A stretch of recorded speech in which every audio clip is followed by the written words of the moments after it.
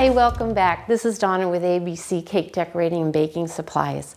Now I want to take you on a little side excursion to do side piping.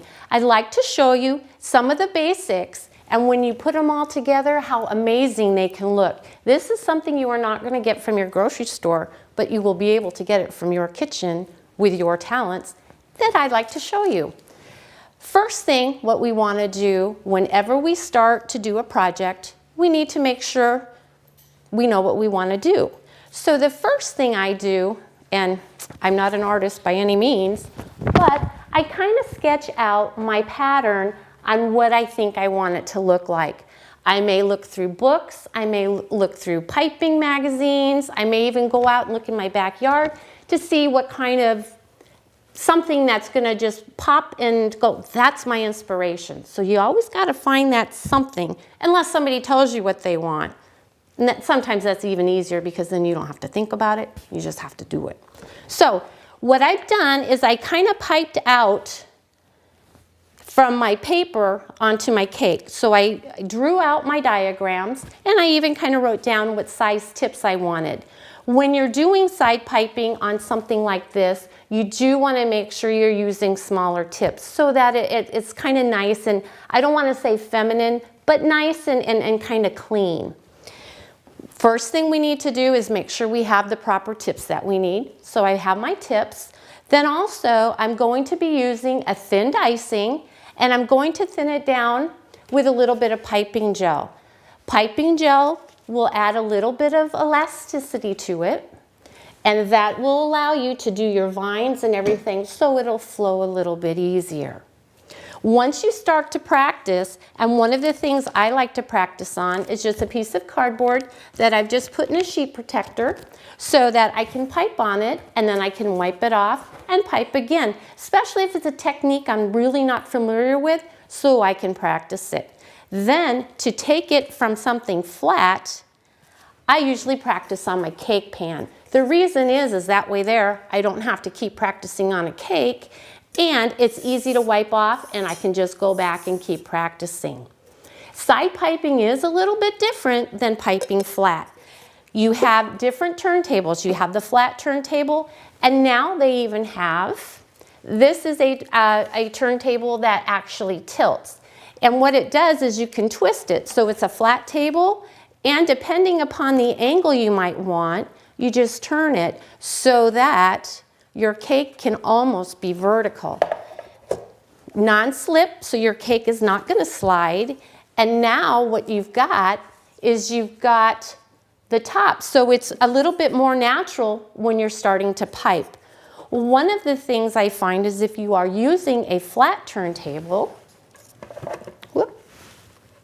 that you don't want to make your cake fall, is that when you're piping on the side, you almost need it to be at eye level.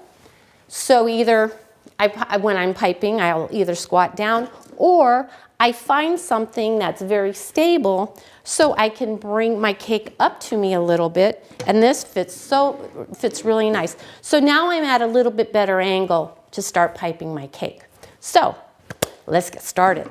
Okay, so the first thing that I have on this cake right here is my vine. So I'm going to pipe this side of the cake for you, but I want to practice a little bit and also kind of give you guys a little bit of a refresher on what we need to do. So first is the vine, and you always got to start somewhere. And so if I'm going to start on my cake here, I want to start in the middle because I want my vine to go eventually around my whole cake. Now let's get piping.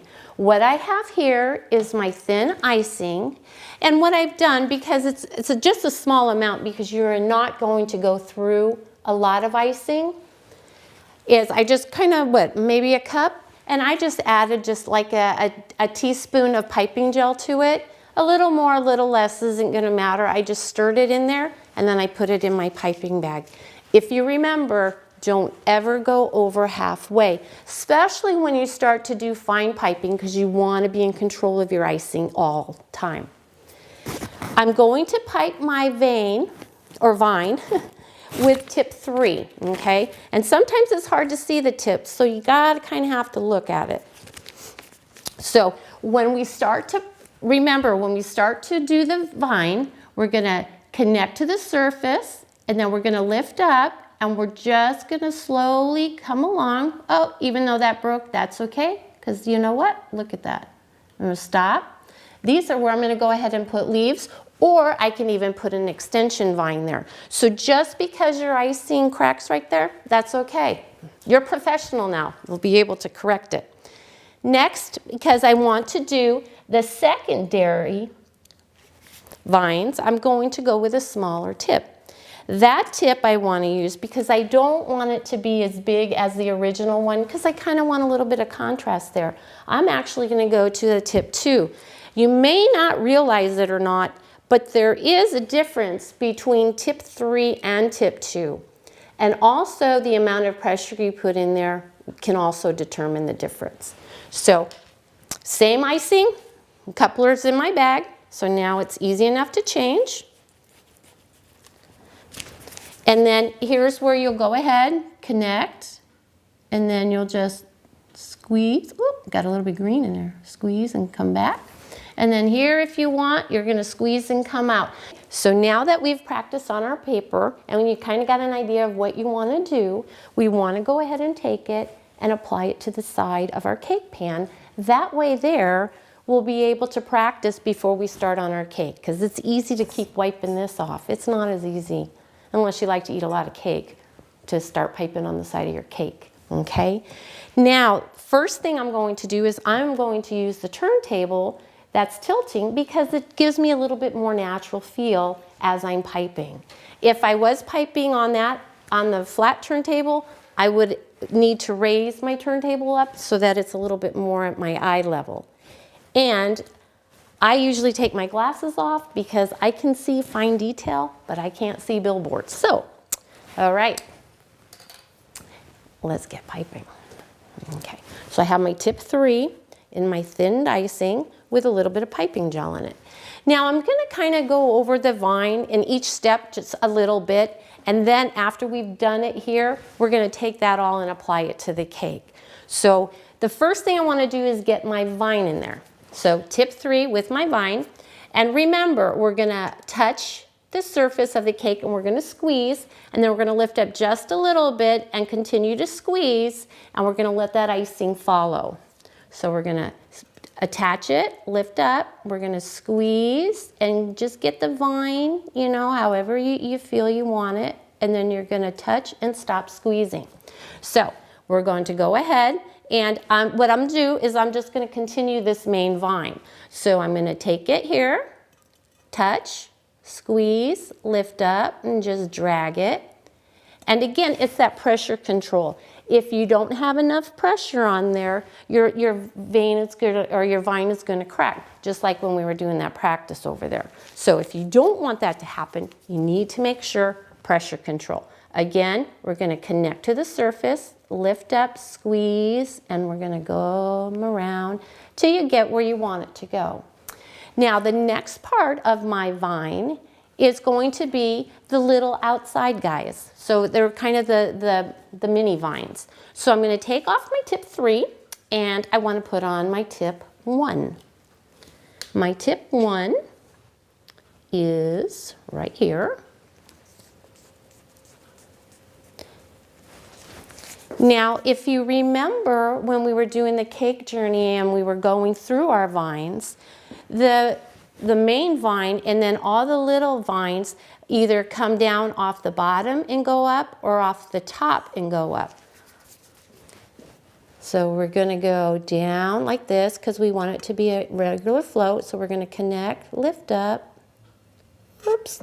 And see, and this is why it's nice to practice, because you can just take it, wipe it off if you're not happy with it, and you can go back and you can keep practicing on it. So we're going to squeeze and come down. Go like that. Now on this one, maybe we want to come up. So we're going to attach it, lift up, squeeze, come up and attach.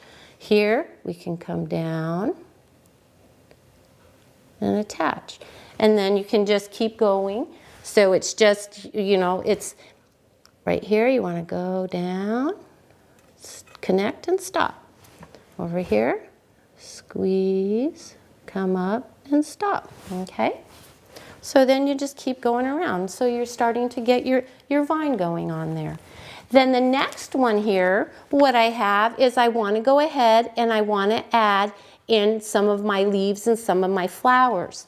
One of the things about the swirl flower, if you remember when we talked about it in the cake journey, is it's very hard to swirl your flower on your cake. But if you use crusting buttercream, and that's all this is just buttercream, and see how nice and solid they come out? They're very fragile though, they will break. And those are what we're going to attach there. So we've got our flowers already done. So then the next thing we want to do is go ahead and let's add in our, I just don't get too hot, a little strong there. So we'll go ahead and add in our leaves. And this is actually a 350. It's a little bit smaller than a 352 because everything we're doing here is a little bit smaller. We want to downscale our leaf just a little bit too. Here, with our leaf, if you remember, and we'll just review it just real quick here. Remember our leaf? It looks like a bird beak, up and down, straight up and down. We're going to squeeze, let it build up, and then if you want a short leaf, you're just going to quit squeezing and pull away. If you want a little bit longer leaf, we're going to squeeze and extend it and pull away. So let's see, and because it's your creation, you can make leaves anywhere. I'm just going to stick like a leaf here. Maybe I want a leaf going up here. And then you just kind of go around and put your leaves wherever you want them. And so then you have your leaves. One of the things on the cake is I have a side pipe leaf. That is something that I did not go through in the cake journey. This is a little bit more advanced piping. What it is the leaf is going to be standing on its side. So now we're making the leaf the opposite way. When you do this, a regular leaf is up and down because this is going to kind of be a leaf that's kind of like a blade. It's going to be sideways. What we're going to do is we're going to make kind of like a blade. So we're going to squeeze and let it come out. Now if you want a fatter blade, just squeeze a little bit harder and you can have a fatter blade. If you don't want it to be so kind of wavy, just squeeze and pull at the same time to make it a little bit more even. Here, I think I want to put one of the blades right here. So remember, it's the complete opposite way of the way you were learning.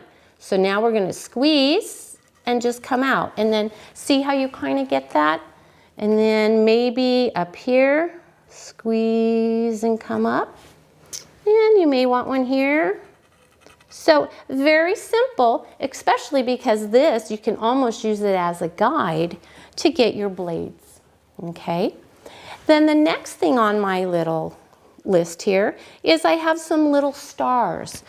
Back in Cake Journey, again, all of this is the basic stuff that we're now applying and making from just plain to brilliant. It actually comes out so beautiful. It's you can't believe you did it.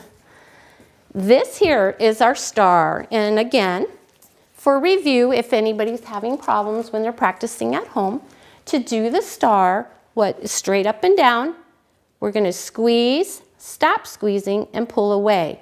We're also going to be just above the surface. We don't want to be touching our cake.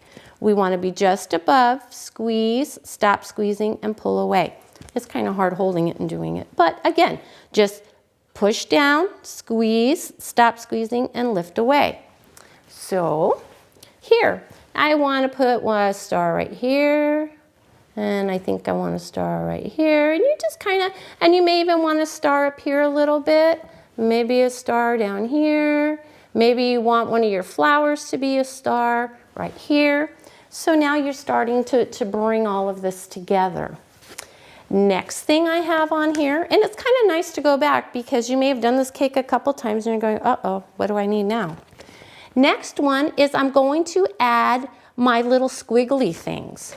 And they're kind of like a little viney thing, you know? So That is with a 00. Let me find my 00. This is a 00. This is a very tiny tip. So if your icing is not thin enough, it's going to be very hard to squeeze it through here. So if you find it's too hard to squeeze, even though you were able to squeeze the larger tips, then you might need to thin down your icing just a little bit so you can get that guy to work for you. We have it on here. Now the curly Q is something, again, we really didn't practice that over there, so we'll practice it right now. Very, very easy. It's like just a squiggle. This is what the curly Q is. You just squiggle, okay? What we're going to do is we're going to, when I do it on the side of the cake, you don't really want to, again, you don't want to drag it through your cake. You want to, just like with the icings that we have, we want to go ahead, attach it, lift it up, and then do our little squiggle, and then attach it, okay? So to do that, and let's start right here. We're going to attach, and then we're going to come up, and we're just going to do a little squiggle. And then down here, we're just little squiggles just to kind of give it that little viney look. So see, just little squiggles. Just wherever you think a squiggle needs to be, that's where you'll put a squiggle. And actually the tips go smaller than this even. They get pretty small. Then I also, on my cake, I wanted to put some dots just for some decoration. And they're actually a larger dot. So I'm going to go back to tip 3.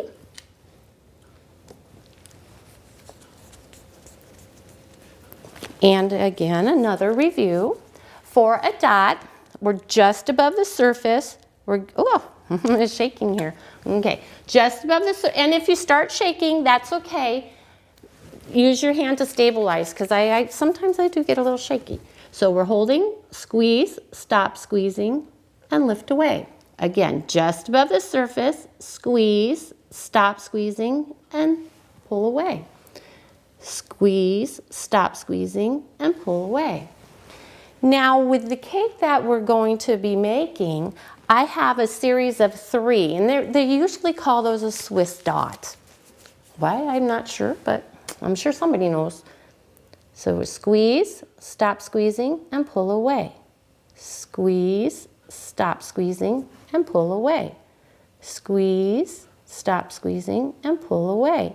Now if you find you get excess icing, make sure you wipe that off so that you get some good clean dots, okay? And then down here you may just want 1 dot. Over here you may want 2 dots. It's your creation, so whatever you think you want to do. And you're practicing. If you don't like it, wipe it all back off and start all over again.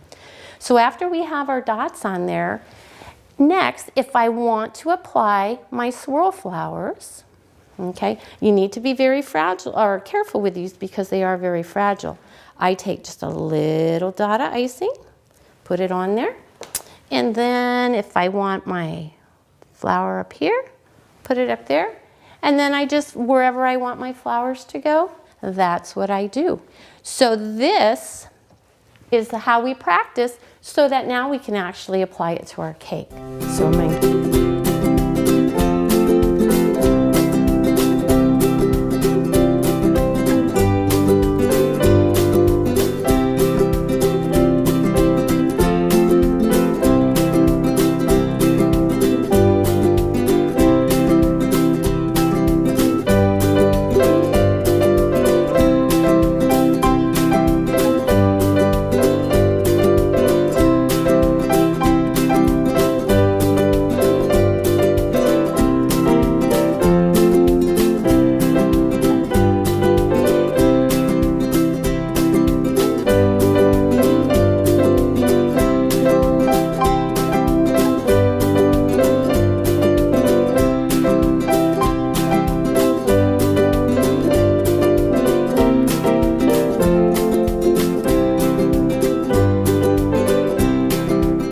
completes our side piping lesson. I hope you had fun. See what you can do now. You can impress your friends, your family. You can even impress yourself. If you have any comments or questions, please contact me at donna@doubleartvideos.com or visit me at the store. Thank you. And our next journey is going into intermediate flowers.